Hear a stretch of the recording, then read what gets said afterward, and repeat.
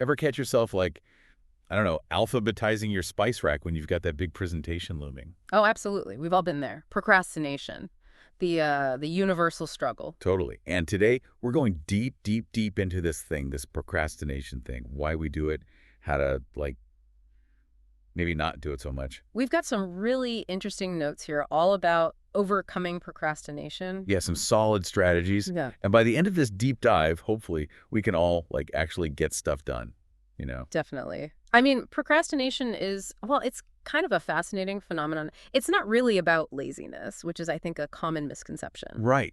Right. It's like I want to do it, I know I should do it, Hmm. but then I don't. It's more about this disconnect between our present self and our future self. Okay, I can see that. Present self is all about that instant gratification. Exactly. And future self is left dealing with the consequences. These notes talk about something called the tiny effect syndrome, which I think really gets to the heart of it.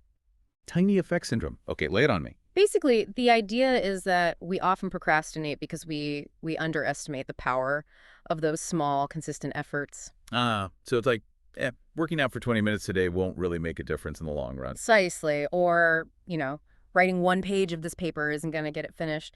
We tend to fixate on that big, overwhelming end goal. It can feel, well, insurmountable. Okay, yeah, makes sense. But isn't that where like motivation comes in? Just got to pump yourself up, visualize the end result, all that. Motivation definitely helps, for sure, but it can be fleeting. What these notes emphasize is the power of consistency over, well, over bursts of intense effort. It's the principle of compounding. Compounding. Like interest in a bank account. I'm not really seeing the connection here. Not financially, no, but the principle is surprisingly similar. Think of it like this.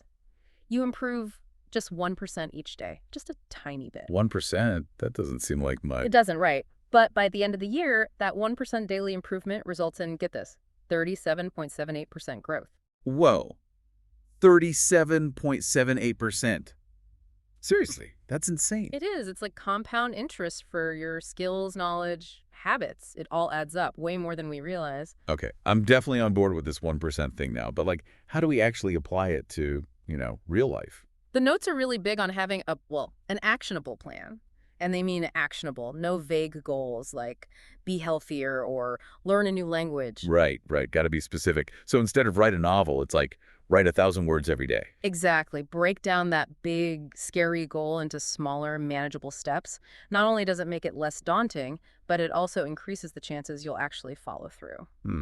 I can see that. Makes it less overwhelming for sure. But even with a super specific plan, sometimes it's just tough to like get started. Any advice on that front? Absolutely. And this is where things get a little, well, unconventional. The notes suggest approaching tasks in new and in different ways. Shake things up a bit. Unconventional, huh? Ah. I'm intrigued. What do they have in mind? So the idea is to make the learning process more engaging, more active. Novelty, doing things differently, it actually helps your brain form stronger neural pathways. You learn and remember better that way. Interesting.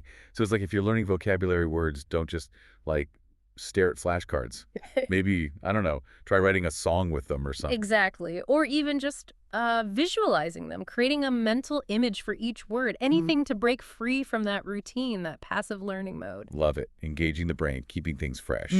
Okay, what else have we got? All right, this next one might sound a bit odd. It's called a not to do list. A not to-do list. That's a new one. Yeah, it's about consciously identifying those things that, well, that distract you, that suck up your time and energy, things you want to avoid. Hmm.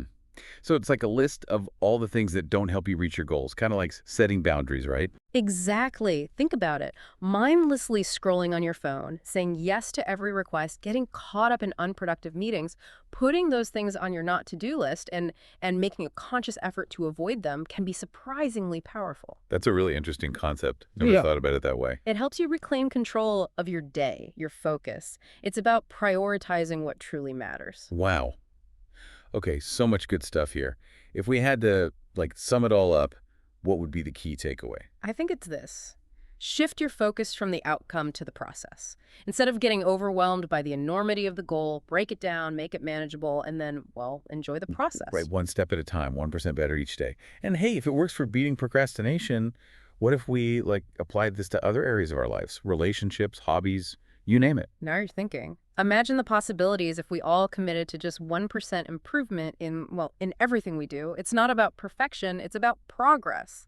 Exactly. Embrace the journey, the small wins. And hey, maybe even start a not-to-do list for your, I don't know, your love life or something. Could be interesting. That might be an interesting experiment. But seriously, folks, find what works for you, embrace the process, and never underestimate the power of that 1%. Couldn't have said it better myself. Until next time, keep on diving deep. And keep on improving.